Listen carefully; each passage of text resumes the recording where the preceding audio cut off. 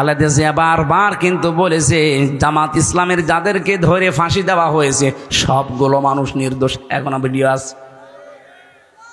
আর আপনি হঠাৎ করে আগস্টের 5 তারিখের পর থেকে কিছু কিছু মানুষ দেখলে ফিরে যাচ্ছে, নাম দিচ্ছে গালি জামাত ইসলামকে। আরে ভাই, জামাতকে তো আপনি গালি দেন না, আপনি তো গালি দেন আল্লাহকে, রসুলকে আর ইসলামকে। বলে ইসলাম নিয়ে নাকি আমরা ধর্ম ব্যবসা করে খাই। আরে শয়তান! আমি নাম ধরেই বলছি, এটা রেকর্ড হচ্ছে এই কারণে। চাঁপাইনবাবগঞ্জের বিএনপির একজন এমপি, সাবেক এমপি না, এটা অবৈধ এমপি। কারণ এই 15 বছরে যারা এমপি হয়েছে সবগুলো অবৈধ। এদেরকে এমপি বলা জায়েজ নেই, এদের মন্ত্রী বলাও জায়েজ নেই। কারণ এরা তো আমাদের ভোট নেয়নি, এরা জোর করে হয়ে গেছে। কি কথা বলেন না কেন? এদেরকে আমরা ভোট দিতে পেরেছি। আমার 33 বছর বয়স, 18 বছর থেকে ভোট দিতে আরম্ভ করলে আমি 3 বার ভোট দিতে পারি, একবারও পারি নাই। তার মানে ভোট এদেশে হয়নি এই 3 বারে। এজন্য সাবেক এমপি, সাবেক মন্ত্রী এই 3 বারের যারা, তারা লিখবেন না। এতটুকু লিখবেন সাবেক চোর, না যদি আরেকটু বেশি লিখতে চান সাবেক ডাকাত। এর চাইতে বেশি কিছু লেখা আপনার জন্য জায়েজ নেই। এমনকি 15.5 বছরে রাষ্ট্রের যে ভাতা নিয়েছেন সব ফেরত দেওয়া লাগবে। এই কথা বলেন না কেন? সারা জীবনই আমাদের এই পোশাক আশাক চরিত্র একই আছে।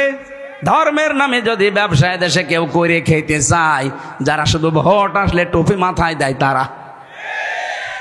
আজকে লুৎফুজ্জামান বাবরের বক্তব্য শুনেছেন, একটা জনসভা হচ্ছিল। উনি বলছে আমি জেলখানায় 17 বছরে যাবার পর আমার সাথেও ছিল লোকটা 2 মাস। আমি যে ইমান এনেছি, আমার মতো ইমান আমার মনে হয় এদেশের সবাইকে জেলে দেওয়া দরকার, তাহলে আমার মতো এরকম শক্ত ইমানদার হবে। আসলেও তাই। যারা আজ ফটর ফটর করছে, এই যে চাঁপাইনবাবগঞ্জের হারুন আর ওর বউ, এই 2 জনকে জেলে দেওয়া দরকার ছিল। কারণ এই 15.5 বছরে একদিনের জন্য হাসিনার রোষানলে টানা পড়েনি। বিনা ভোটের এমপি তারাও হয়েছিল। 2 বার জেলে গেছে হারুন, একবার রিলিফের টিন আত্মসাৎ করার কারণে, আর একবার শুল্কমুক্ত গাড়ি যেটা সরকার দেয় ওটা বিক্রি করে দেওয়ার কারণে। দলীয় কারণে, ইসলামের কারণে, দেশের কারণে একবারও তারা জেলে যায়নি। জেলে গেছে নিজেদের অপরাধের কারণে। আর তারা যদি এখন এই নিরপরাধ মানুষদের বিপক্ষে কথা বলে, এটা মেনে নেওয়া যায় বলেন? কিছু কিছু মানুষের কথাবার্তারা এমন এমন শুনতে পাচ্ছি। এই জন্য যারা দায়িত্বে আছেন বড় বড়, আপনারাও মাজলুম মানুষ। আমরা আশা করব আপনারা এমন কথা বলবেন না যে আপনার কারণে, আপনার কথার কারণে এদেশের হাজারো হাজারো হাজারো মানুষের অন্তরে আঘাত লাগে। কি আমি নাম নিতে পারলাম নয় মানুষগুলোর। আশা করছি আপনারা পরিবর্তন হবেন। এই জন্য দিন থেকে ফিরে গেলে আল্লাহর কোনো লস আছে, কোনো ক্ষতি আছে? আয়াতটা নাজিল হয়েছিল হযরতে রাসূলুল্লাহর জীবনের ওই সময়ে, যখন কিছু মানুষ দিন থেকে ফিরে চলে যাচ্ছিল, যে রাসূলুল্লাহকে বিপদে ফেলে দেবে, যে আমরা তোমার পেছনে নেই, তোমার এই দিন কি করে চলে আমরা দেখব। আল্লাহ তখন এটা নাজিল করলেন। হযরতে আবু বকর সিদ্দিক রাদিয়াল্লাহু তাআলা আনহু, তিনি ক্ষমতা নেওয়ার পর, তিনি খলিফা হওয়ার পর চারিদিকে আল্লাহর দিন থেকে বেরিয়ে যাওয়ার হিড়িক তৈরি হয়েছিল। বিশেষ করে কিছু ধর্মত্যাগী, এদিকে তাকান, কিছু ধর্মত্যাগী তারা আল্লাহর দিনের গুরুত্বপূর্ণ বিধান যাকাত এইটা পর্যন্ত দিতে অস্বীকার করেছিল। এটা ইতিহাসে শোনেননি? আবু বকরের সময় এসে তারা আল্লাহর বিধান যাকাত ওরা বলছে আমরা দেব না। হযরতে আবু বকর ঘোষণা দিয়ে দিলেন, রাসূলুল্লাহর জামানায় যারা যাকাত দিতেন, আমার এই সময় এসে যদি যাকাতের একটা ছাগলের দড়িও দিতে কেউ অস্বীকার করেন, আমি আল্লাহর নবীর সাহাবী আবু বকর একা হলেও তার বিরুদ্ধে যুদ্ধ করব। আজ বাংলাদেশের দিকে আমি মেলালাম এই আয়াতটা।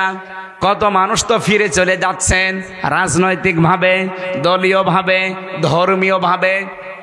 যদিও রাজশাহী, খুলনা এই 2টা বিভাগ এখনো পর্যন্ত এ প্রভাব পড়েনি, অন্যান্য বিভাগে অনেক বেশি পড়ে গেছে ধর্মীয় কায়দায়। হাজারো মানুষকে আমরা দেখছি দিন থেকে তারা ফিরে চলে যাচ্ছে। আর তারা মনে করছে আমরা দিনই মানছি, অথচ ওটা দিন না। বিশেষ করে কুমিল্লা, ব্রাহ্মণবাড়িয়া, এই যে আমার তাহেরি ভাই, আমি নাম ধরে বললাম কারণ তারা দিন থেকে মানুষকে দূরে সরিয়ে অন্য জায়গায় নিয়ে চলে যাচ্ছে। ওরা যা করছে আল্লাহর কসম ওটা ইসলাম না। দয়াল বাবা, কেবলা বাবা, ফতে বাবা, শাহ আলী বাবা, কেল্লা বাবা, এ কোনো ইসলাম? বলেন কোন ইসলাম? এরা মানুষকে এভাবে দূরে সরিয়ে নিয়ে চলে যাচ্ছে। বাংলাদেশে শুনে ওনারা না, বহু মানুষ এই 15.5 বছরে বেশি করেছে এগুলো, এখনো ওরা থেমে নেই। বিভিন্ন কায়দায় মানুষকে দূরে সরিয়ে নিয়ে যাচ্ছে আসল দিন থেকে। আসল দিন ওই যে মাওলানা আবু বকর বলছিল না, এখানেও যিনি দায়িত্বে ছিলেন, এই যে হাসিনাকে হজরত বলে ডাকতো, কি জানো না, আল্লাহর ওলি, কোথায় আছে? পালিয়েছে। কি আশ্চর্য চামচামি দেখেন তো, সংসদে দাঁড়িয়ে এরকম একটা নিকৃষ্ট মানুষকে বলতো হজরত হাসিনা। তামাম দুনিয়ায় কয়টা রাষ্ট্র আছে বললাম? 257। বলেন বলেন, আরো জোরে বলেন। এই যে আন্তর্জাতিক রিপোর্ট বের হয়েছে, আমি কিন্তু আন্দাজে বলছি না, সব আমার পড়া আর দেখা। আন্তর্জাতিক রিপোর্টে 10 জন মানুষের নাম এসেছে তামাম দুনিয়ায় যে তারা সবচাইতে বেশি নিকৃষ্ট এই জমিনের উপরে। তার 1 নম্বরে হাসিনা, 2 নম্বরে বাশার আল আসাদ, 3 নম্বরে নেতানিয়াহু। এটা সব আমি বানাচ্ছি এখন নতুন করি না। বলেন কেন তামাম দুনিয়ায় এদের নামগুলো 1, 2, 3, আর 1 নম্বরে আসবে আল্লাহর ওলির নাম চলে গেছে। কি নিকৃষ্ট মানুষ হলে তামাম দুনিয়ার ভেতরে এখন 1 নম্বরে তার নাম আসে। আর এটা বানিয়েছে তো খ্রিস্টানরা, আমরা মুসলমানরাও বানাইনি।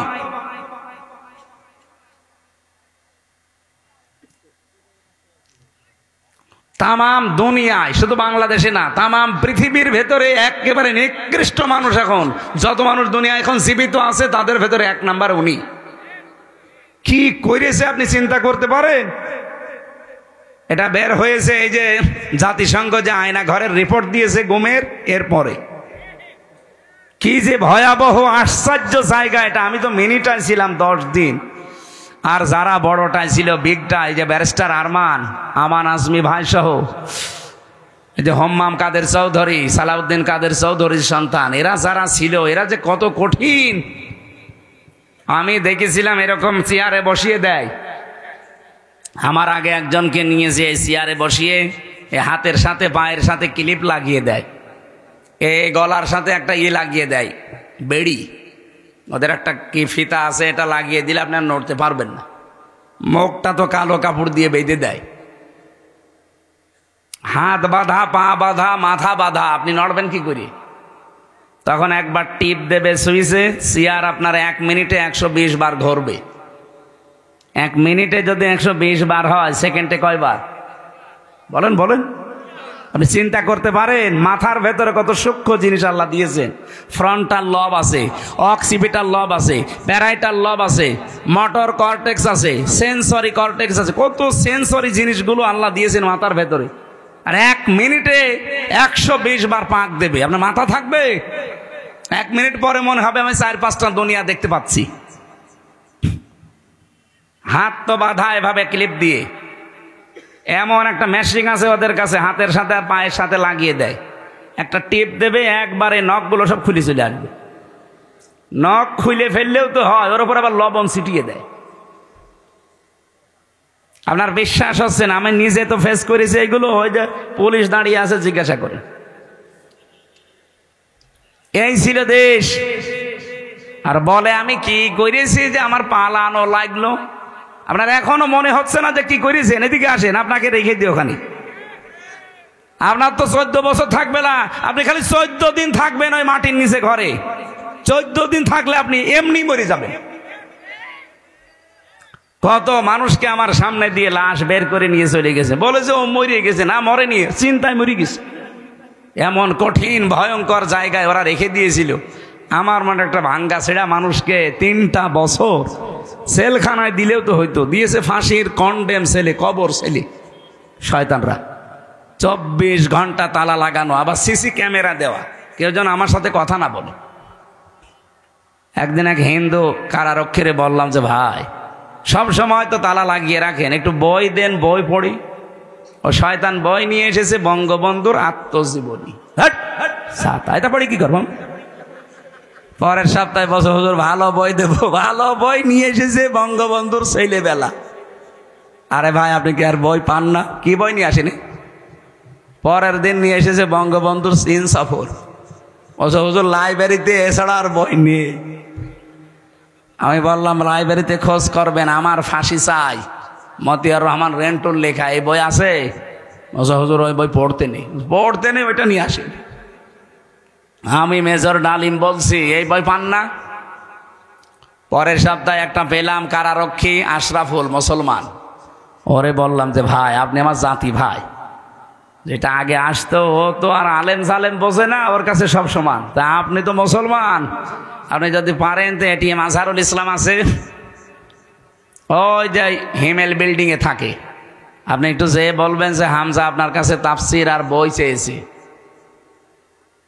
উনি আমারে কিছু বই আর তাফসির পাঠিয়েছিল, তাফহিমুল কোরআন ফি জিলালিল কোরআন, প্রোডাক্টিভ মুসলিম, কারাগারে রাত দিন, জয়নব আল গাজালি, সালমান আল আউদা, এরকম ওনার কাছে বহু বই ছিল, তার ভেতরে কিছু কিছু পাঠিয়েছিল।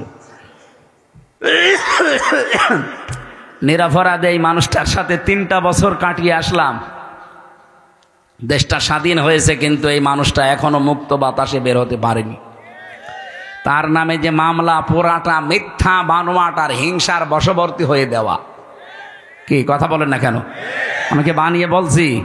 তার যে সাক্ষী আপনি দেখেন, একজন দেখেছে 6 মাইল দূর থেকে, আর এক সাক্ষী বলছে আমি 3 মাইল দূর থেকে, আর একজন বলছে আমি 1.5 মাইল দূর থেকে। আরে শয়তান, তোর চোখে কি পাওয়ার যে 6 মাইল দূর থেকে জিনিস দেখিস? মামলা যে দিয়েছে সে পালিয়েছে, মামলার যে আয়ু সে পালিয়েছে, প্রসিকিউটর পালিয়েছে, বিচারক পালিয়েছে, মামলার যিনি বাদী সে পালিয়েছে, কেউ নেই এখন, সাক্ষী যে সে পালিয়েছে। কেন ওই লোকটা ভেতরে থাকবে? আপনার বিবেক কাঁদে না? সারা বাংলাদেশের 18 কোটি মানুষের অন্তর কাঁদতেছে এই নিরপরাধ মানুষটার জন্যে। হাসিনা যখন চলে গেছে ওর কোনো চিহ্ন এ দেশে থাকবে না, কারণ ও ছিল অবৈধ, ওর রায়গুলো অবৈধ। এই কথা বলেন না কেন?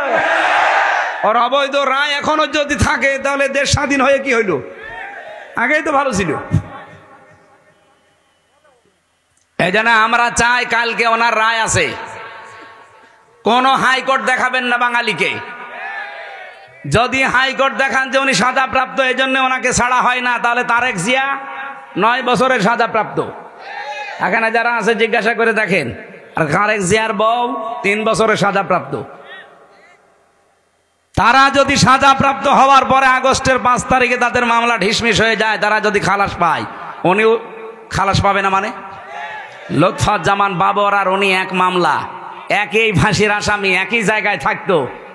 বলেন তারে 17 বছর পরে যদি এ সরকার আসার পরে ছেড়ে দেয়, তারেক জিয়ার বন্ধ গিয়াসউদ্দিন মামুনকে 17 বছর পরে যদি ছেড়ে দেওয়া যায়, একটা মজলুম মানুষ, মুরব্বী মানুষ, নিজের কাজ এখন নিজে করতে পারে না, টুইলি বেড়ায়, আর এই মানুষটাকে সারা জীবন 14টা বছর থেকে জেলে রেখে দিলেন। জালেমদের নাই মায়া দেওয়া ছিল না? আপনাদের কি হয়েছে? আশা করছি আগামীকাল যেন ব্যত্যয় না ঘটে। যদি কিছু হয় 3 কোটি মানুষকে জেলে নেওয়া লাগবে আমিরে জামাতের সাথে। হ্যাঁ, কথা বলেন না কেন? এটা রেকর্ড হচ্ছে এবং ছড়াচ্ছে, সবার মাধ্যমে জানাতে চাচ্ছি, এটা আমার একার কথা না, সারা বাংলাদেশের সবার মনের কথা এটা। হ্যাঁ, আপনার শত্রুতা থাকতে পারে, কিন্তু মন আপনারও কাঁদে। কথা বলেন না কেন? আমরা চাই আগামীতে আমাদেরকে আর হাইকোর্ট দেখাবেন না। বহু হাইকোর্ট আমরা দেখেছি। কি আমরা চাই আগামীকাল ওনাকে মুক্ত বাতাসে বের করে দিয়ে শেষ বয়সটা অন্তত তার পরিবারের কাছে থাকার ব্যবস্থা করে দেন।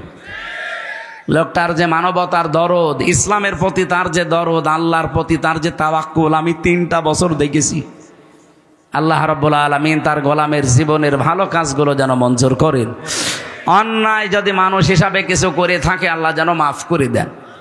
শরণজিৎ বাবু কি বলেছিল? শয়তান যদি কাউকে ধরে ছেড়ে দেয়, বাঘে ধরলে ছাড়ে, হাসিনা ধরলে। এই জন্য উনি হাসিনার শিকার। এই দেশের আলেমরা হাসিনার শিকার ছিল। যারা তার পা ছাড়তে পারতো না তারা ছিল ওনার চোখের শোল, তাদেরকে জীবনটা নষ্ট করে দিয়েছে এমন এমন মামলা দিয়ে। মাওলানা মামুনুল হকের নামে ধর্ষণ মামলা দিয়েছে, নাউজুবিল্লাহ। আল্লামা সাঈদীর শেষ মামলা ছিল ধর্ষণ মামলা। চিন্তা করতে পারেন, আমার মতো একটা ভাঙ্গা ছেঁড়া হুজুর এই যে আগস্টের 5 তারিখের পরে কত মানুষকে তো পিটিয়ে অনেকে মেরে ফেলেছে। ঝিনাইদহে একজনকে মেরে টাঙিয়ে রেখেছিল। এমনকি বাংলাদেশের বিভিন্ন জায়গায় বাড়ি ঘর ভাঙা হয়েছে। কি কথা বলেন না কেন? আপনার কি মনে হয় এখন যদি কেউ আপনাকে বলে যে আমির হামজা এই আগস্টের 5 তারিখে এই 10 জন মেয়েকে ধর্ষণ করেছি, আপনি বিশ্বাস করবেন? বলেন বলেন। যে অমকের বাড়িতেও আগুন লাগিয়েছে, বিশ্বাস করবেন? আমার মতো একটা ভাঙ্গা ছেড়া আমারে আপনি বিশ্বাস করেন না। তা আল্লামা সাঈদীর বিরুদ্ধে উনি মানুষের বাড়িতে আগুন দিয়েছে, ও ধর্ষণ করেছে, আপনি এটা বিশ্বাস করেন কি করে? যে মহিলাকে সাজিয়ে নিয়ে এসেছিল ওই মহিলার অ্যাডভোকেট তাজুল ইসলাম জিজ্ঞাসা করছে, ওই মেয়ে আল্লামা সাঈদী ধর্ষণ করেছে তোমাকে? বলছে জি হ্যাঁ। তোমার জন্ম তারিখ কত? 1975। ধর্ষণ করেছে কত সালে? 1971। অ্যাডভোকেট তাজুল ইসলাম ওই দিনই বলেছিল, মাননীয় আদালত পয়েন্টটা একটু লেখেন, লিখে রাখেন, এই মহিলার জন্ম 75-এ, ধর্ষিতা হয়েছে 71-এ। ওইটা কি রুহের জগতে? ওই দিনে মামলা ঢিসমিস হয়ে যাওয়ার কথা না? কিন্তু হয়নি। ওই যে বিচারপতি কালা মানিক, তার বিসি উড়ে গেছে, ওই শয়তান বলেছিল আল্লামা সাঈদীকে আমি ফাঁসি দিতে পারলাম না, এটা আমার জীবনের বড় আফসোস। এখান থেকেই তো বোঝা যাচ্ছে এগুলো সব বানোয়াট। এদের এই ট্রাইব্যুনালও বানোয়াট, এই বিচার ব্যবস্থাও বানোয়াট, ওই জজও বানোয়াট, বিচারপতিও বানোয়াট, সাক্ষীও বানোয়াট।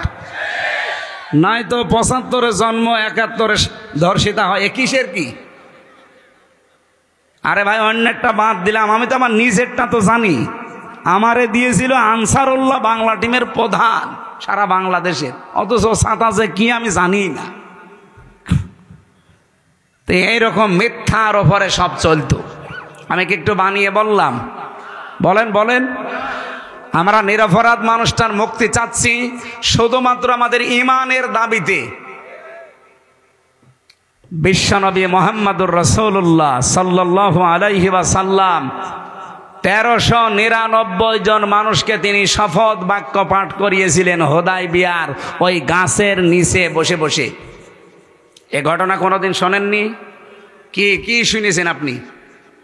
1399 জনকে বললেন আমার হাতে হাত দাও। ওরা ওসমানকে মেরে ফেলেছে, একটা নিরপরাধ মানুষ ওসমান। এই নিরপরাধ নির্দোষ মানুষকে মেরে ফেলেছে, এই হত্যার বদলা না নিয়ে আমরা কেউ যাব না। দরকার হয় 1399 জন শহীদ হয়ে যাব। বিশ্বনবী যখন হাত ফেলে দিলেন সবাই হাত দিয়েছে। আল্লাহ পাক বলেন আমার নবী তখন নিজের বাম হাতটা উপরে তুলে দিলেন, ডাক দিয়ে বললেন সাহাবীরা, সূরা ফাতহার 18 নম্বর আয়াত এই মাত্র নাজিল হয়েছে, লাকাদ রাদিয়াল্লাহু আনিল মুমিনিন। আল্লাহ পাক বলেন অবশ্যই আমি আল্লাহ রাজি হয়ে গেছি, না রাজি হব, গেছি। রাদিয়া এটা মাঝি পাস্ট অতীতের শব্দ, এর আগে আবার লাকাদ আছে।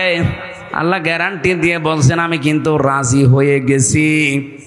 ইয ইউবাইউনাকা তাহতা শাজারা, এই গাছের নিচে যারা আপনার হাতের উপরে হাত দিয়া শপথ বাক্য পাঠ করছে, নিরপরাধ এই মানুষের হত্যার বিচার না করে আমরা দেশে যাব না। আমি আল্লাহ এত বেশি খুশি হয়েছি কারণ এই কথাটা ফালিমা মাফি কুলুবিহিম, ওদের যা কথা এটা ওদের কলবের কথা, ওদের মনের খবর আমি আল্লাহ ওই সময় জানি। ফানজালাস সাকিনাতা আলাইহিম, আমি আল্লাহ তাদের উপর আমার সাকিনা নাজিল করলাম, প্রশান্তি নাজিল করলাম। ওয়াসাবাহুম ফাতাহান করিবা, তাদের জন্য একটা নিকটবর্তী বিজয়ের সুসংবাদ দিলাম। ও জয়পুরহাটবাসী, আমি শুধু বলার জন্য বলছি, শোনার জন্য শুনবেন তা না। এখান থেকে শিক্ষা কি? সাহাবায়ে কেরাম ওই দিন 2টা ফরজ লঙ্ঘন করেছিলেন, একটা রোজা আর একটা হজ। নবীজি বললেন ইহরামের কাপড় খুলে ফেলো, পরবর্তীতে হজ আবার করে নেব। রোজা রেখেছো, রোজা ভেঙে ফেলো, আবার রোজা করে দেব। কিন্তু আজ নিরপরাধ মানুষকে ওরা মেরে ফেলেছে। এই নির্দোষ মানুষের হত্যার বিচার না করে মদিনায় যাব না। এত নরম মনের নবী আজ গরম হয়ে গেছে। ডাক্তার শফিকুর রহমানের মতো মানুষও নরম মানুষ, হঠাৎ গরম হয়ে গেছে। এই কথা বলেন না কেন? আলটিমেটাম কালকে শেষ, কালকে শেষ। কালকে যদি সত্যিই নিরপরাধ মানুষটাকে আপনি মুক্তি না দেন, 3 কোটি মানুষকে বাংলাদেশে জেলে দেওয়া লাগবে। প্রস্তুতি নেন। কোথায় পাবেন জেলখানা? বাংলাদেশে যতগুলো জেল আছে সবচাইতে বেশি যদি মানুষ আটকিয়ে রাখেন 1,10,000 মানুষ আটবে, এরপর আটবে না। আপনি 3 কোটি মানুষ রাখবেন কোথায়? সুতরাং দেশটা যেন অশান্ত না হয়ে যায়, এই ছোট্ট বিষয়টাকে বড় করে না দেখে তাড়াতাড়ি কালকে ওনারে মুক্ত বাতাসে ফিরিয়ে দেন। হ্যাঁ, কথা বলেন না কেন? নবীজি যখন বাম হাত দিলেন, সাহাবী জিজ্ঞাসা করলেন, হে নবী, বাম হাতটা কিসের? আল্লাহর নবী বললেন, আজকের এই শপথ অনুষ্ঠানে আমার আল্লাহ রাজি হয়ে গেছে এই 1399 জন সবার উপরে। আমার ওসমান এখানে নেই, ওসমানের ওপরও আল্লাহ তো রাজি হওয়া লাগবে। এই জন্য বাম হাতটা তুলে দিলাম, এটা আমার ওসমানের হাত। বাংলাদেশে 18 কোটি মানুষ কিন্তু রাস্তায় অলরেডি নেমে পড়েছিল এই বিক্ষোভ মিছিলে। আপনি দল মত ওখানে পাননি। আমি তো কুষ্টিয়ায় দেখলাম লক্ষ লক্ষ মানুষ রাস্তায়, এখানে দল মত নেই। সবাই আল্লাহর কোরআনের আয়াত বিশ্বাস করে এই নিরপরাধ মানুষটার মুক্তির জন্য রাস্তায় নেমেছিল। 1500 বছর আগে হুদায়বিয়াতে আল্লাহ যদি নিরপরাধ মানুষের পক্ষ অবলম্বন করার কারণে ওদের উপরে রাজি হয়ে কোরআনের আয়াত নাজিল করে, এটিএম আজহারুল ইসলামের জন্য এই নিরপরাধ নির্দোষ এই মানুষটার মুক্তির জন্য ওই দিন যারা রাস্তায় নেমেছে, আল্লাহর কসম আল্লাহ তাদের উপরও রাজি হয়ে গেছে। আমি কথা বোঝাতে পেরেছি? সত্যি কথা বলছি আমি, কিন্তু দলীয় মনোভাব নিয়ে না, আমি কোরআনের আয়াতের সাথে মিলিয়ে বললাম। ওনারা একটা নিরপরাধ মানুষের পক্ষে থাকার কারণে যদি আল্লাহ রাজি হয়ে যায়, আমরাও তো এই নিরপরাধ মানুষটার পক্ষে আছি। আপনি নিজেই বুঝতে পারছেন, সে হাসিনার জিঘাংসার শিকার।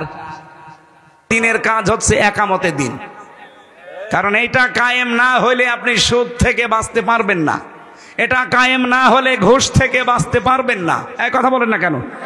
এটা কায়েম না হলে আপনি জীবনেও জেনা ধর্ষণ থেকে বাঁচতে পারবেন না। এই যে ছিনতাই হচ্ছে, প্রশাসন পারছে না কন্ট্রোল করতে, এইটা এনে দেন, প্রশাসনও লাগবে না। মানুষের ভেতরে যখন তৈরি হয়ে যাবে, আমরা ওইটা তৈরি করার জন্য চেষ্টা আছি ভাই। যারাই দায়িত্বে আছেন আপনারাই থাকেন, আপনাদেরকে দিয়ে আমরা কোরআনের এই আয়াতগুলো প্রয়োগ করাবো, দেশটা হয়ে যাবে মিনি জান্নাত। এক কথা বলেন না কেন? যতদিন এটা না আসবে, হাজারো চেষ্টা করলেও আপনি পারবেন না। একদিকে চেষ্টা করবেন, 10 দিকে ভেঙে চলে যাবে।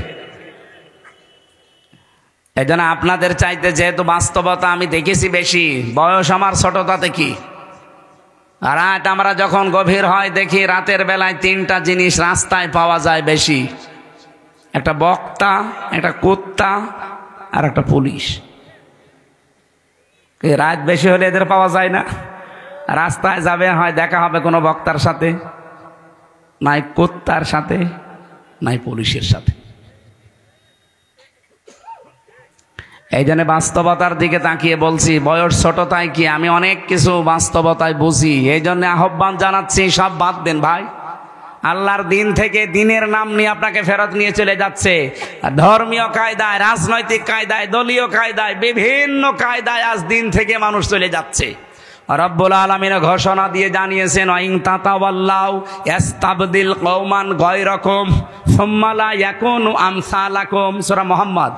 যদি তোমরা মুখ ফিরিয়ে নাও আমার দিন থেকে, আমি আল্লাহ এমন একটা দল তোমাদের উপরে নিয়ে আসবো যারা তোমাদের মতো হবে না।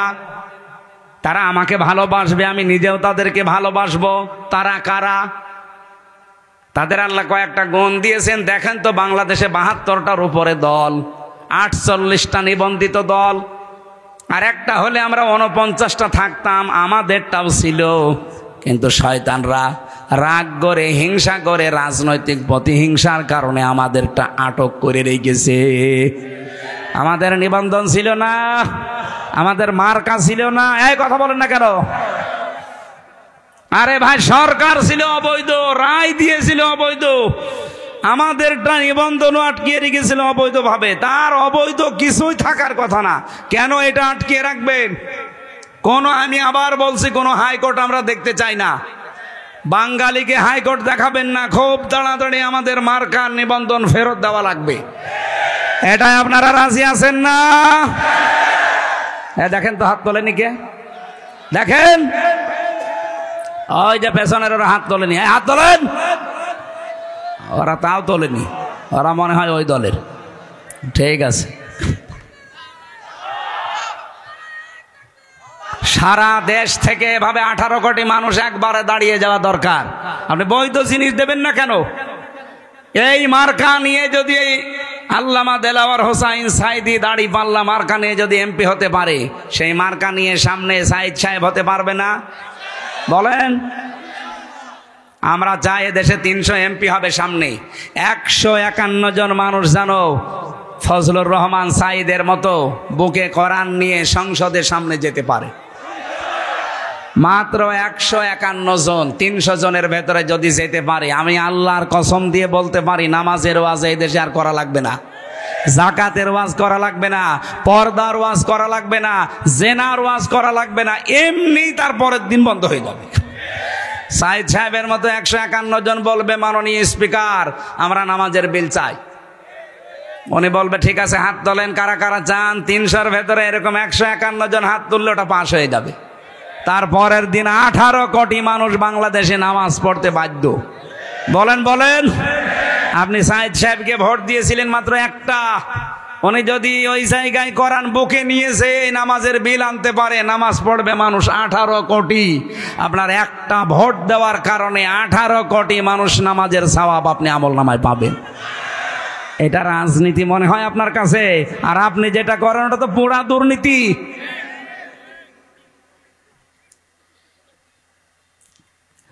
হ্যাঁ, ক্ষমতার জন্য কেউ যদি লালায়িত থাকে তাকে ভোট দেওয়া যাবে না, কিন্তু এমন এমন জায়গা আছে যেখানে ক্ষমতা চেয়ে নেওয়া জায়েজ আছে। হযরত ইউসুফ ক্বালা জাআলনি আলা খাযাইনিল আরদি ইন্নী হাফিজুন আলিম।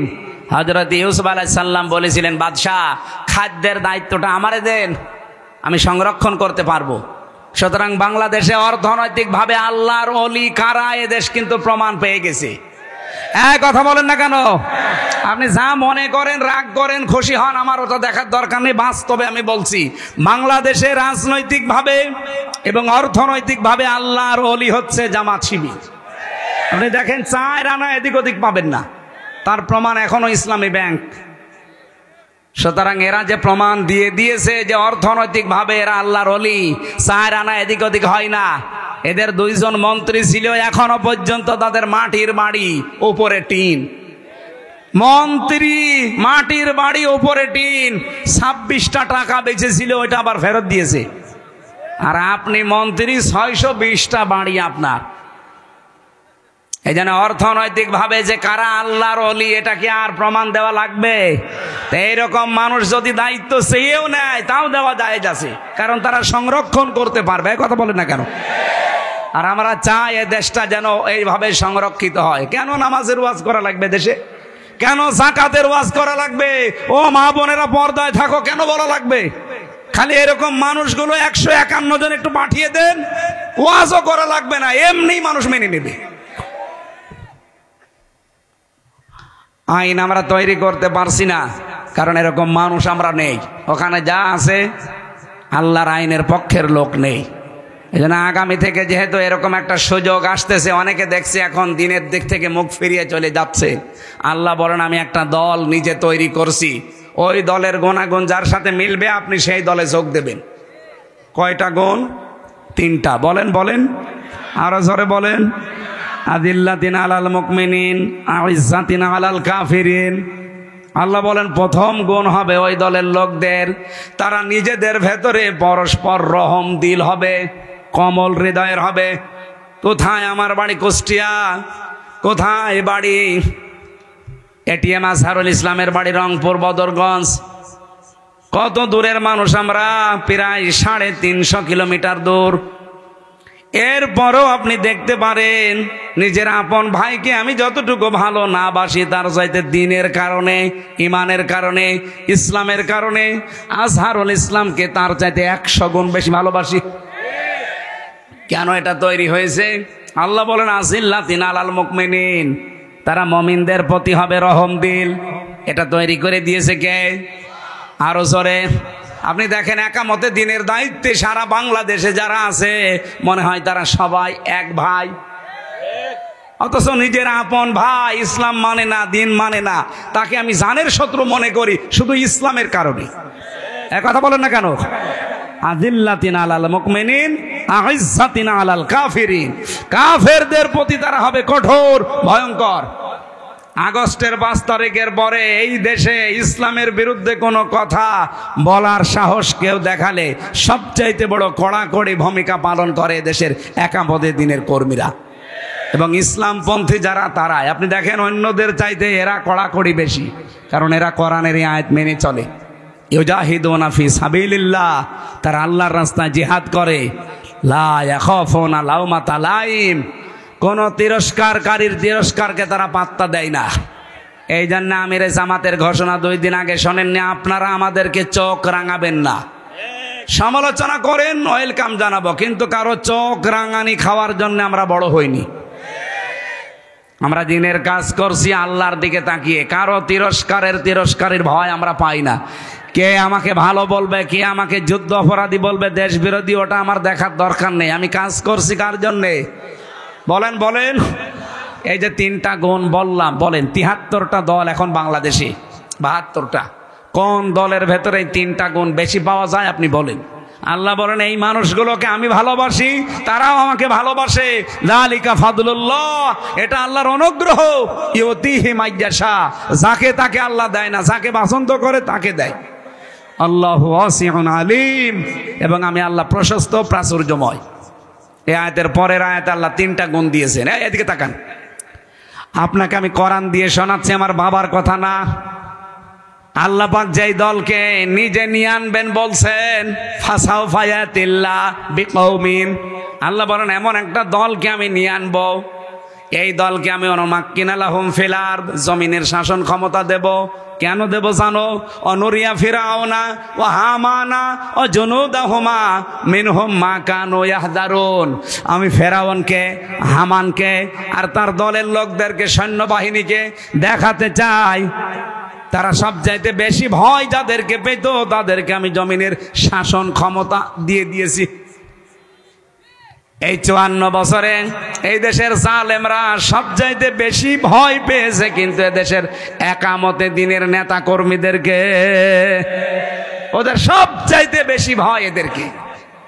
এদেশে আর দল নেই ইসলামী দল, কারো উপরে কিন্তু বাতিলের টার্গেট না, টার্গেট শুধু যারা দিন কায়েম করে তাদের। এই কথা বলেন না কেন? আল্লাহ বলেন মিনহুম মা কানু ইয়াহদারুন, ওরা সবচেয়ে বেশি ভয় যাদের পেত তাদেরকে আমি ক্ষমতা দান করলাম। সে আল্লাহ এখন নেই।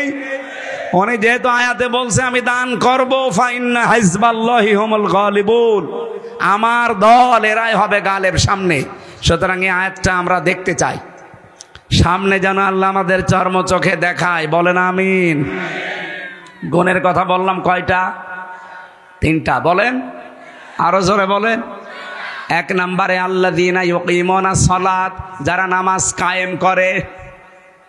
নামাজ কায়েম কিন্তু এই জিহাদের কাজ না, সাইদ সাহেবের কাজ না, নামাজ কায়েমের দায়িত্ব রাষ্ট্রের। কথা বলেন না কেন? আল্লাযীনা ইম্মাক্কান্নাহুম ফিল আরদি আকামুস সালাহ, আমি যদি এরকম মানুষদেরকে দায়িত্ব দেই, শাসন ক্ষমতা পেয়েই তারা নামাজের বিল কায়েম করবে। সুতরাং বাংলাদেশে যারা নামাজ কায়েম করতে চায়, 1 নাম্বার গুণ। 2 নাম্বারে ইউতুনা যাকাতা, যারা যাকাত দিতে চায়। বাংলাদেশে যাকাত আদায়ের দায়িত্ব কি আমার? রাষ্ট্রের। কার? বলেন বলেন। তাহলে এ দেশ যদি ইসলামের হাতে তুলে না দেন, যাকাত ভিত্তিক অর্থনীতি কায়েম হবে? আজ বাংলাদেশে ব্যাংকিং ব্যবস্থার দিকে তাকিয়ে দেখেন তো, ইসলামী ব্যাংকে যে নিয়ম নীতিগুলো মেনে চলে, সব ব্যাংকে যদি এই নিয়ম নীতি থাকতো, সুদের মতোই মারাত্মক গুনাহ মায়ের সাথে জেনা করা লাগতো না। সুদ খাওয়া আর মায়ের সাথে জেনা করা সমান। কে কথা বলেন না কেন? আমরা ইসলামী অর্থনীতির মোশারাকা, মোদারাবা, মোরাবাহা, বায়ে সালাম, বায়ে ইস্তেসনা, বায়ে মুআজ্জাল, অহেদা, এরকম 28টা নিয়ম আছে ইসলামী ব্যাংক যেগুলো মেনে চলে। বাংলাদেশের সোনালী, রূপালী, চৈতালি ব্যাংক আছে, ওটাও হবে। যত রকমের ব্যাংক আছে, সোনালী, রূপালী, এরপরে অগ্রণী, চৈতালি, সব ব্যাংকে যদি ইসলামের এই অর্থনীতি আমরা কায়েম করে দিতে পারতাম, মায়ের সাথে জেনা করার গোনা থেকে বাঁচতে পারতাম। অথচ এই গোনা বাংলাদেশে এখন নেই। বলেন বলেন, এখানে অনেকে বসে আছে। এই যে টাকা ছেড়ে রাখেন, 1000 টাকা ছেড়ে দিলে মাসে মাসে 200 টাকা বেশি দেয়। এই নিয়ম নীতি নেই এলাকায়। এটা যারা করছেন, এটা মায়ের সাথে অলরেডি আপনি জেনা করছেন, এটা ছেড়ে দেওয়া লাগবে। আরে ভাই, মায়ের সাথে জেনা করে এসে নামাজে দাঁড়ালে নামাজ হয়? বলেন। যারা এই কাজে আছেন, কারা কারা এটা ছেড়ে দেবেন? হাত তোলেন তো। 2 হাত তুলছো। এই লোকটা নাই, বললো যে হুজুর আপনার মাহফিল নেবো, এই টাকা ছেড়ে রেখেছে, ওষুধের টাকা। এইদিকে আসেন। না না, ভুল করে না, তবে 2 হাত তুলবে। আপনি আমার মাহফিল নেবেন? কিসের মাহফিল নেবেন আপনি? না, যারা টাকা ছেড়েছেন ভাই, আপনি না খেয়ে মরে যান, তারপরেও এই কাজটা করেন না। আপনার নামাজ, রোজা, এই যে দাড়ি, টুপি, পাগড়ি সব মাঠে মারা যাচ্ছে। আপনি মায়ের সাথে জেনা করে আসলেন, নাউজুবিল্লাহ।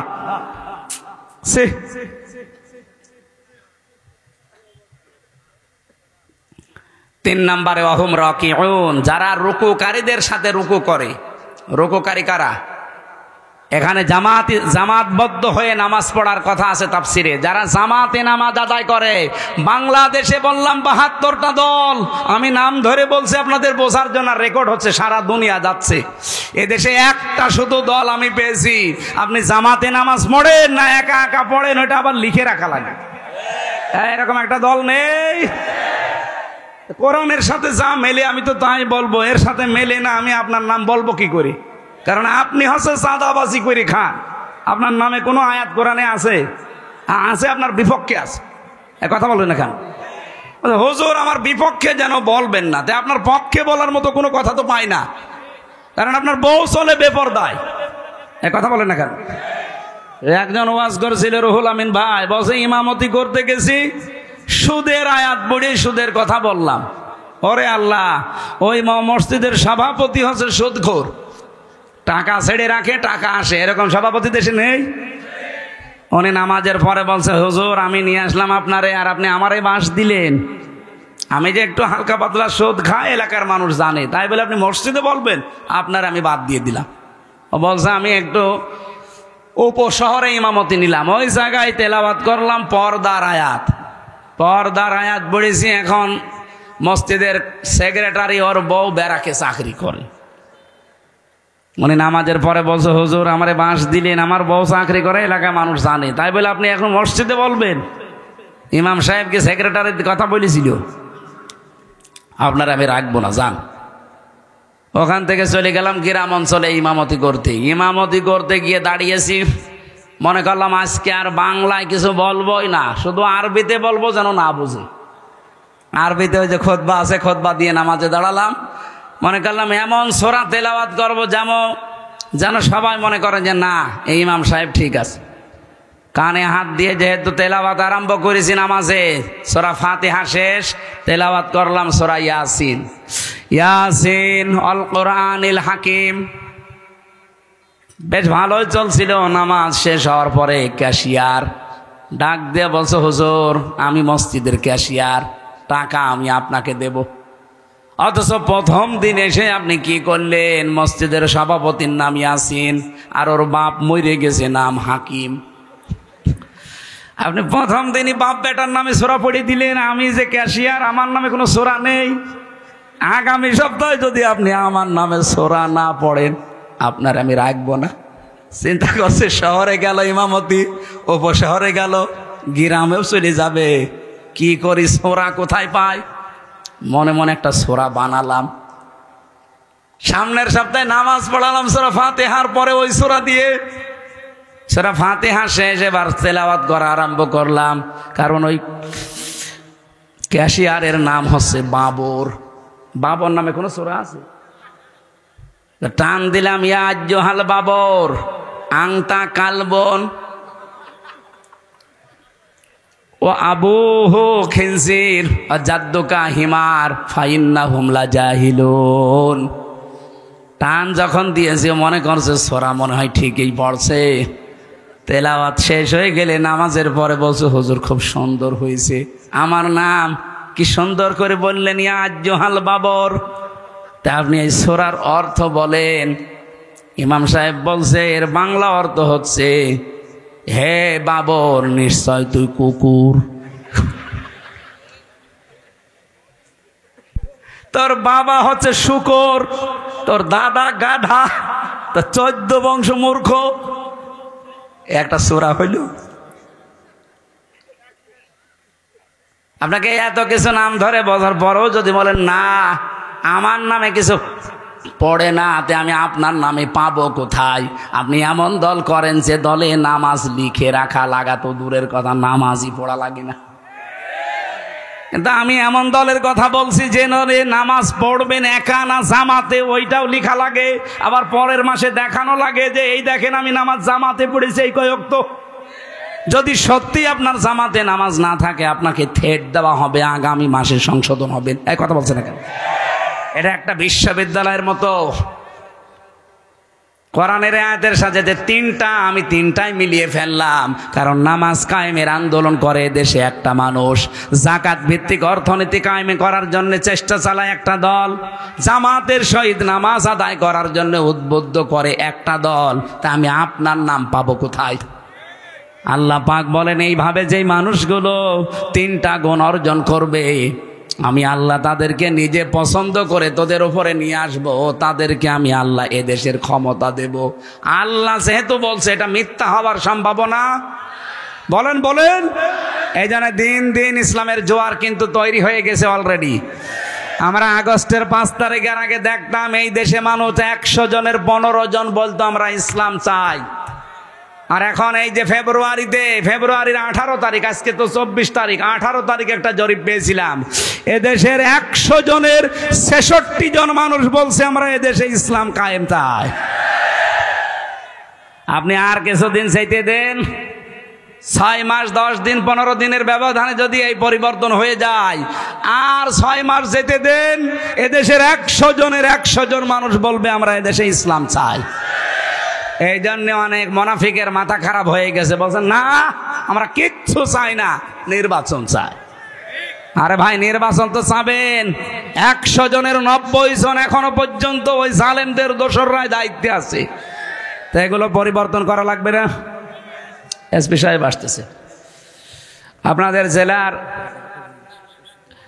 সর্বোচ্চ দায়িত্বশীল আমাদের অভিভাবক এই জয়পুরহাট জেলার শ্রদ্ধাভাজন এসপি স্যার জনাব আব্দুল ওয়াহাব, আল্লাহর নামে নাম, আল্লাহ রাব্বুল আলামিন তার গোলামকে সঠিকভাবে জেলার দায়িত্ব যেন পালন, ইবাদত হিসাবে পালন করার তৌফিক দেন, আমিন। একটা চেয়ার দিন। সুবহানাল্লাহ আলহামদুলিল্লাহ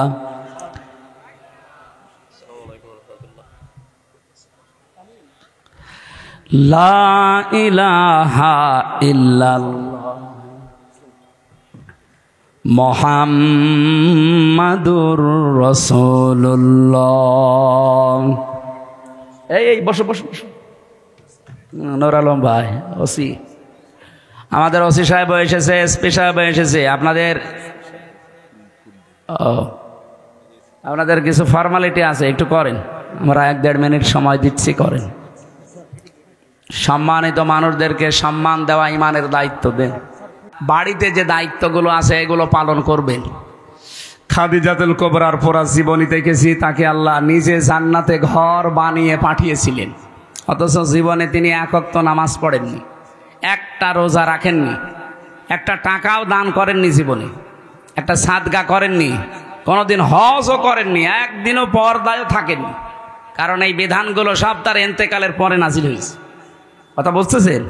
এই জন্য এগুলো তিনি পালন করতে পারেননি, অথচ আল্লাহ নিজে জান্নাতে ঘর বানিয়ে তার জন্য পাঠিয়ে দিয়েছিলেন দুনিয়ায়।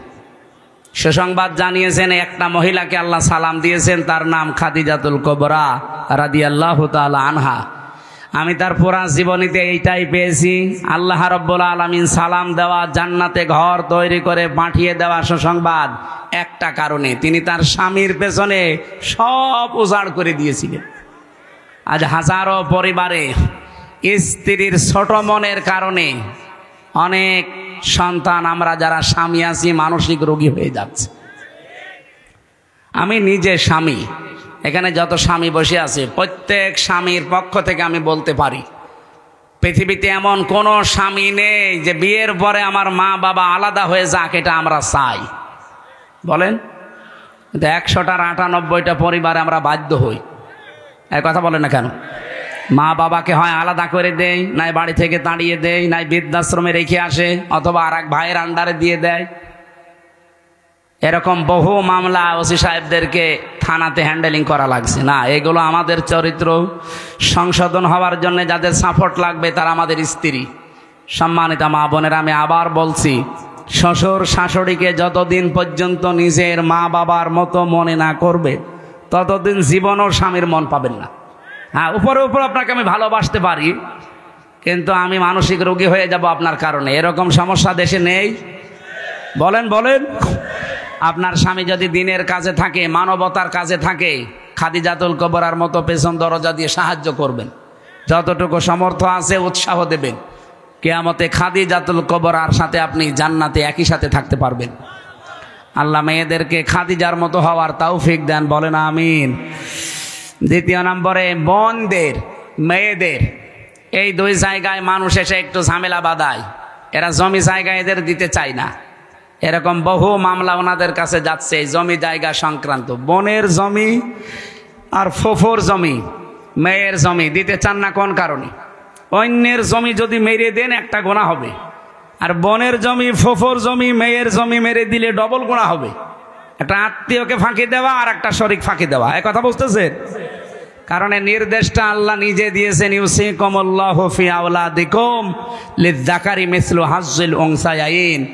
হে পৃথিবীর মানুষেরা, আমি আল্লাহর নির্দেশ, এক মেয়ে যা পাবে, দুই মেয়ে যা পাবে, এক ছেলে তাই পাবে। এই নির্দেশ কার? তো বহু নামাজি মানুষ দেখি না, এটা মানতে চান না। হজে যাওয়ার আগে পর্যন্ত আপনি চিটারি করেন, ছেলের নামে ভালো ভালো সম্পদ, দোকানদার সব দিয়ে দেন, আর হজে যাওয়ার আগে বলে, মেয়ে তোর মা তোর জন্য আমি দোয়া করে দিলাম। এটা একটা টাটকা নির্ভেজাল শয়তান। আবার হজে যাচ্ছে, তুই দোয়া তো করবি, ওরে ফাঁকি দিলি কেন? আগে ওর জমি ফেরত দে, এরপরে দোয়া কর। সুতরাং জমি জায়গার এই বিষয়টা খুব খেয়াল রাখবেন। শুধু নামাজ পড়ে রোজা রেখে কালো বোরকা পরে জান্নাতে যেতে পারবেন না। যারা শরিক ফাঁকি দেন তাদের দুইটা অপরাধ আল্লাহ সঙ্গে সঙ্গে লেখে। এক নম্বরে, ওই দিন থেকে আপনার যত ইবাদত বন্দেগী সব কবুল হওয়া বন্ধ হয়ে যায়। দুই নম্বরে, যখন মারা যাবেন আপনি ঈমান পাবেন না, বেঈমান হয়ে মরবেন। শরিক ফাঁকি দেওয়া মানুষ বাংলাদেশে নেই? আরো জোরে বলেন। এই যে যারা ফাঁকি দিলেন, সে যে বিভিন্নভাবে ভোটের অধিকার যারা নষ্ট করলেন, বলেন। আমি এক ওসি সাহেবকে পেয়েছিলাম জেলখানায়। উনি আমারে মাঝে মাঝে বলতো, হুজুর আমি একটা তওবা করেছিলাম, আমার এই তওবাটা কত দূর হইল আপনি দেখেন তো। বলছে, কি তওবা? বলছে, নির্বাচনে আমি বাইরে ছিলাম, এই যে ভোট গেল, এই ভোটে আমি বাইরে ছিলাম। আমি রাত 12টার পর থেকে আমার যা লোকজন আছে এদেরকে নিয়ে ভোট কাটা আরম্ভ করলাম, ফজর পর্যন্ত। বাক্সগুলো ফজরের আজান হয়ে গেল, সব বিভিন্ন জায়গায় পাঠিয়ে দিলাম। আমি গোসল করে আসলাম, 2 রাকাত তওবার নামাজ পড়লাম, আর বললাম আস্তাগফিরুল্লাহ। আমার এই তওবা হয়েছে, যে কোরআন শরীফ আমার সামনে। এইভাবে আমি আমতে ফাঁসির কন্ডেম ছেলেছিলাম, আমার সাথে দেখা করতে যেই কথা বলছিল, উনি এখন বের হয়েছে। আমি বলছি, না, আপনি তো আর আল্লাহর কাছে অপরাধ করেননি যে আস্তাগফিরুল্লাহ পড়ছেন, আপনি অপরাধ করেছেন হামজার কাছে। কারণ একটা এমপি বানাতে 3.5 লাখ 4 লাখ হামজা লাগে, তাদের ভোট আপনি একাই সব করে দিলেন। মাপ যদি পেতে চান, আগে যাদের অধিকার নষ্ট করলেন তাদের কাছে যে বলেন যে আমার ভুল হয়ে গেছে, এখন কি করবেন করেন। কিন্তু মারাত্মক বিষয় হচ্ছে, আপনি যতদিন জেলে আছেন, আপনার তো 8 বছর জেল, এই যতদিন জেলে আছেন, জেল থেকে বের হয়ে দেখবেন যে অনেক হামজা মরে গেছে। কি আপনি তাদের কাছে ক্ষমা চাবেন কি করে? এই জন্যে কোনো জালেমের হুকুম মানতে গিয়ে, জালেমকে টিকিয়ে রাখতে গিয়ে নিজের আখেরাত যেন আমরা নষ্ট করে না ফেলি। আমি কথা কি বোঝাতে চেয়েছি? বোঝা গেছে? আগামীতেও যদি এরকম কিছু আসে, কাউকে খুশি করতে গিয়ে, শান্তি দিতে গিয়ে নিজের আখেরাত নিজে নষ্ট করেন না। আপনার বউ আপনাকে যতই ভালোবাসুক, যে বলেন তো যে আমি একটু বাম হাতের ইনকাম করি, হালকা পাতলা একটু গোনা হয়, এই গোনা কি তুমি নিবা? বলছে বিয়ে করেছেন আপনি, কি খাওয়াবেন আপনি জানেন। সুতরাং ওর খুশির জন্য, ওর আনন্দের জন্য আপনি বাম হাতের ইনকাম করবেন কেন? যতটুকু পারেন আপনার যা আছে ডান হাতের ইনকাম নিয়ে চলার চেষ্টা করেন। কেউ কারো জন্য উপকার করতে পারবে না কিয়ামতে, আর কেউ কারো আপনও না। সবগুলো দুনিয়াটা আল্লাহ বানিয়েছেন একটা ধোঁকা। দুনিয়া কি? আমার পূর্বপুরুষ যারা, আমি 3 পুরুষ চিনি। আমার বাবা রিয়াজউদ্দিন, তার বাবা জাহান আলী, তার বাবা নমাজ আলী, এরপরে আমি চিনি না। সত্যি কথা বলছি, আমি চিনি না, আর আমি জানিও না। এখন বলেন তো, এই যে নমাজ আলীর বাবা কে? আমি জানি না। এই মনে করেন তার নাম হজরত আলী। এখন এই লোকটা খুব বেশি হলেও 61 বছর আগে মরে গেছে। আমি হিসাব করে দেখলাম, মাত্র 61 বছর আগে। এই লোকটা যদি এখন কুষ্টিয়ায় এসে বলে যে এই 2 তলা বাড়ি আমার, আমি এই জমি জায়গায় এই ভিটা মিটা সব আমি বানিয়েছিলাম, আমি এখানে থাকতে চাই, আপনারা বলেন আমি ওরে উঠতে দেব? কিসের নমাজ আলীর বাপ আপনি? আমি তো নমাজ আলীকে চিনি না। আমি কি বেশি বললাম? এটা হবে। এই জন্য যাদের জন্য যা করছেন এগুলোই কিন্তু মারাত্মক শত্রু হয়ে দাঁড়াবে সামনে। এই জন্য কারো জন্য কিছু করতে গিয়ে আপনি নিজের আখেরাতটা অলরেডি নষ্ট করেন না। এটা পাগল ছাড়া কেউ করে না। আমি এখন মারা গেলে, সত্যি কথা বলছি, বাড়ি নিয়ে যাবেন, আমার বউকে যদি বলেন হামজা মরে গেছে পাহারা দেন, ও বলবে না, জিন আসবে। পাহারা দিতে হলে 3-4 জন দেন, একসাথে দেই। সকাল হলে আমারে কবরে দিয়ে দেবে। কবরে দিয়ে হয়তো 2-3 দিন খুব কান্নাকাটি করবে, এত শখের স্বামী আমার মরে গেল। হয়তো 7 দিন আরো বেশি কান্নাকাটি করবে। 4 মাস 10 দিন পরে ঠিক আমার শ্বশুর শাশুড়ি এসে ম্যাডামরে নিয়ে যাবে, বলবে চাল তোরা আরেকবার বিয়ে দেব। আর কয় বছর রাখবে? বিয়ের 7 দিন পরে ওই ম্যাডাম ওর বাবার কাছে কল দিয়ে বলবে, বাবা হামজা তো আর কি ছিল, এখন যে জামা এ 100 ভাগ ভালো। অথচ ওই ম্যাডামের কারণে আমি যদি বাম হাতের ইনকাম চালাই। আমি আশা করছি কি বোঝাতে চাই আপনি বুঝেছেন। সৎ থাকার চেষ্টা করেন। ইবাদত বন্দেগী কবুল হওয়ার যে ফর্মুলা, প্রথমটা হচ্ছে হালাল রুজি। ওয়াজ তো এইটাই। এইটা যদি আমরা আজ মেনে চলতে পারতাম, বাংলাদেশ দুর্নীতি মুক্ত হতো।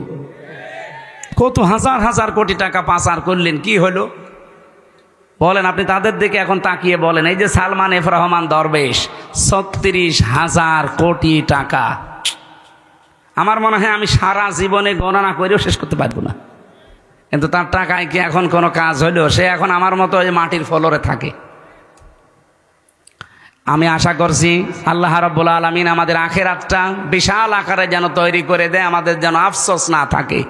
মরণের পরে মানুষের শুধু আফসোস একটাই থাকবে, যে সময়টা হেলায় খেলায় আমরা নষ্ট করেছি। এই জন্য যতটুকু সময় বাকি আছে সামনে এমনভাবে কাটাবো যেন আখিরাতের বিশাল ঘর প্রত্যেকের জন্য তৈরি হয়। আল্লাহ তৌফিক দিও, বলেন আমিন। সামনে কোরআনের আয়াতের সাথে যেগুলো বললাম, আল্লাহ যেন এগুলো আমাদেরকে দেখান। কারণ কোরআনের এই শব্দগুলো 100 ভাগ অথেন্টিক, নাকি হালকা মিথ্যা আছে? আল্লাহ আমাদেরকে দেখিও।